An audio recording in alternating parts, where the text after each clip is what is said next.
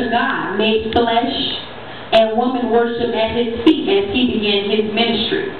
Women were among the last standing at the cross to witness Jesus' sacrifice for our sins. Women were the first at the tomb on the day of his resurrection. Jesus appeared first to a woman and gave her the joyous responsibility of carrying the message of his victory over death.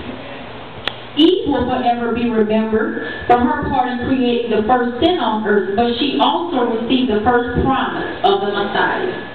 Esther was a beautiful Jewish maiden who was placed by God in the unlikely position of risking her life to courageously save the entire nation of Israel. Deborah was a strong-minded and unique woman in the Old Testament times. Besides the usual role as wife, she was a prophetess, warrior, and judge of Israel. Mary of Nazareth, who was given the honor of giving birth to Jesus, risked her life when she humbly accepted the frightening responsibility of an out-of-wedlock pregnancy.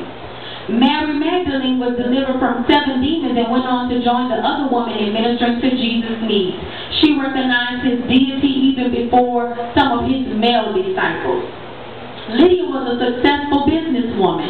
When few women had personal income, she was taught by Paul and is thought to be the first in Europe to follow Jesus.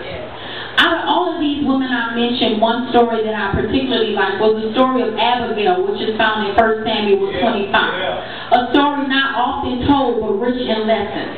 An entire chapter of 1 Samuel is devoted to Abigail's story, and there is much that we can learn from it. Her first husband, Nabal, seemed to only be attracted to her beauty. Yet Abigail used her intelligence to help her manage Nabal's wealth and kept him out of trouble. Certainly she made the best of her circumstances. Even when the situation became difficult, even dangerous, she used good judgment and took quick, decisive action. How bold was it for her to gather up supplies and go out to meet David and his army?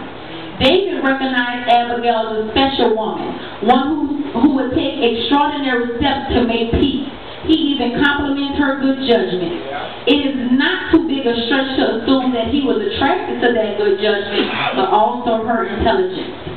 At the end of the story, we see Abigail seeming to ride off into the sunset to marry the future king of Israel. We can certainly surmise that she was a wonderful partner for David and that he was wise enough to seek her for counsel on occasion. But we also know that it was not a bed of roses.